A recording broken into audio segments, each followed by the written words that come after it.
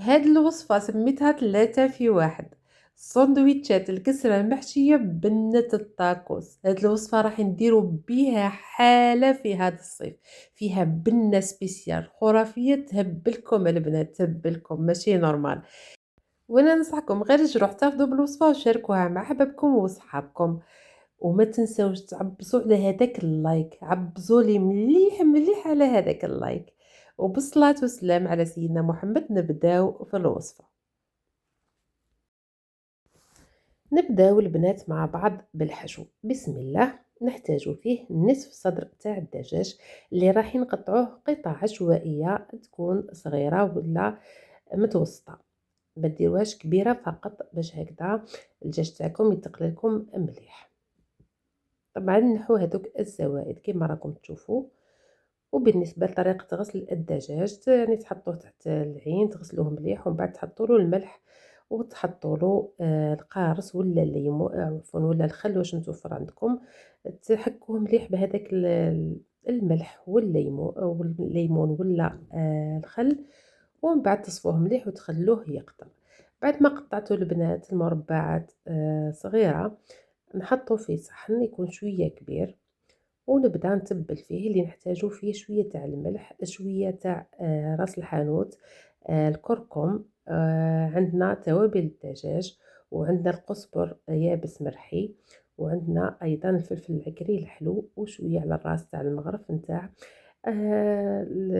الزنجبيل. وهنا جبت علبه نتاع الياغورت ناتور اللي حطيتها على هذاك الدجاج، وزدت ربع ملعقة من المطارد، وهنا زدت نصف ملعقة من الهريسة اللي ما عندهاش يعني تقدر تستغنى عليها. زدت شوية تاع الزيت، تقريبا واحد 3 ملاعق كبار تاع الزيت، وزدت تقريبا واحد 2 ملاعق تاع عصير الليمون. اللي ما عندهاش ليمون تقدر تعوضوه بالخل. راح نخلي لكم التوابل في صندوق الوصف باش هكذا تتفكروهم. هنا البنات جبت 5 سنينات تاع الثوم كبار شويه، ربيتهم وزدتهم على هذاك الخليط، وريحه نبدا نخلط فيهم كما راكم تشوفوا فيا في الفيديو. البنات هاد الوصفه يعني تاع اليوم ما راحاش ترتاح. الا كنتوا عندكم الوقت بزاف يعني تقدروا تخلوها ترتاح، لكن انا نديرها مباشره يعني بلا ما نخليها ترتاح. نخليوها تقريبا واحد 5 دقائق حتى 10 دقائق بشي، ومن بعد نبداو نقلو فيها. بعد ما ارتاحت لي 10 دقائق جبت واحد نصف ملعقة كبيرة من الزبدة، كما تقدروا ديروا المارغرين، ذوبتها في المقلاة نتاعي، ونجيب هذاك الدجاج اللي تبلته ونحطه في هذيك المقلاة، ونبدا نقلي فيه حتى تحسوا باللي الدجاج هذاك شرب كامل لاصوص وبدا يتحمر معاكم في الاخير، وراحين تشوفوا. دوك نوريكم كيفاه يولي باش تطفوا عليه. هاوليكم هنا شرب كامل هذيك لاصوص وبدا يتحمر معايا. هنا خلاص نحو هذاك الدجاج، نحطوه بجيه في صحن. والمقلاة نتاعنا البنات ما نغسلوهاش، نخلوها كما راها، ونزيدو فيها البصل. شوف البصل انا كنت قطعته مكعبات صغيره، يعني حطيت المقلاة تاعي تسخن، زدت لها شويه تاع الزيت، وجبت البصل نتاعي 2 حبات كبار تاع البصل قطعتهم مكعبات صغيره وحطيتهم في هذيك المقلاة.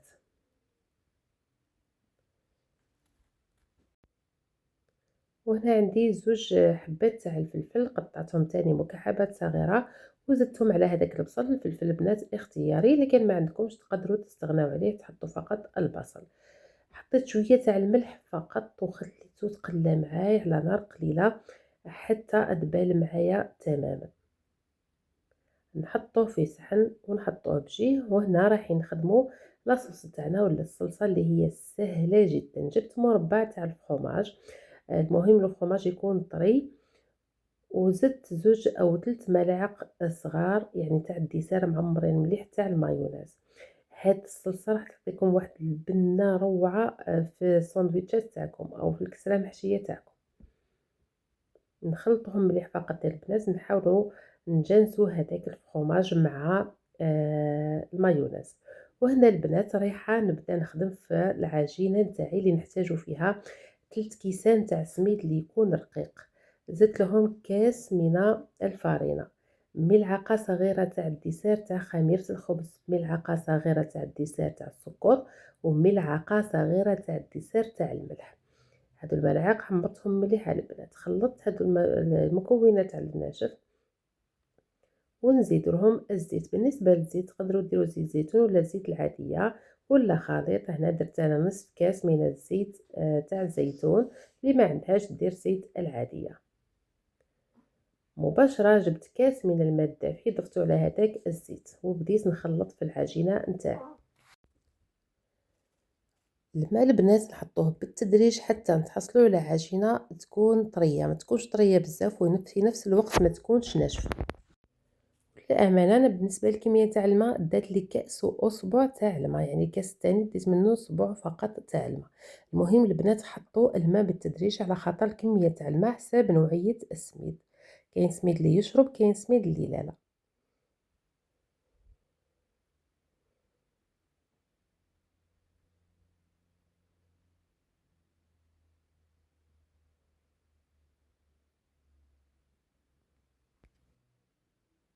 هاي لكم كمية تاع الماء اللي استهلكت. نبداو نعجنو في العجينة تاعنا تقريبا 1 دقيقة فقط، المهم حتى تدخل بعضها هذا مكان، يعني ما راحش تدي وقت كبير للعجن. المهم تولينا هذيك العجينة ملسة.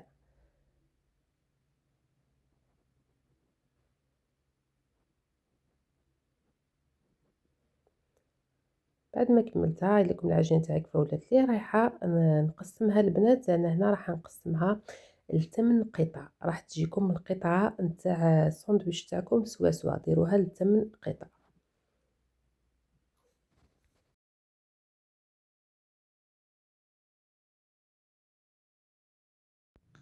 بعد ما نقطعوها راح نقرصوها كامل ونحطوها، يعني نغطوها بنيلو ونخلوها بجيه ترتاح 10 دقائق.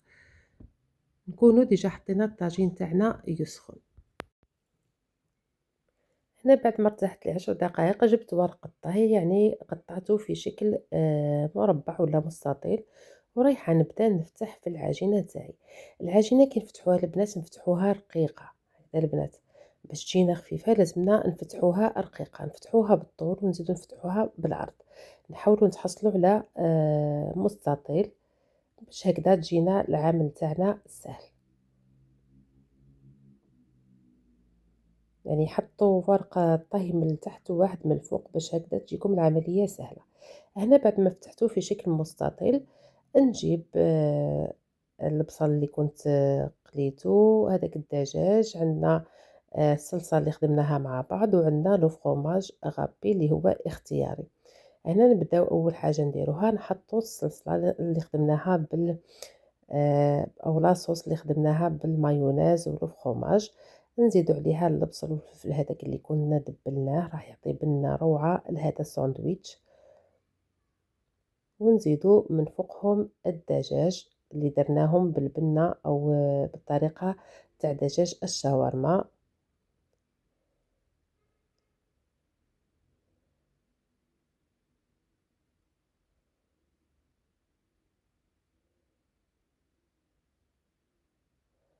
ونحطو فوقهم لو فرomاج غابي، نحاولو نوزعوه عليهم كامل.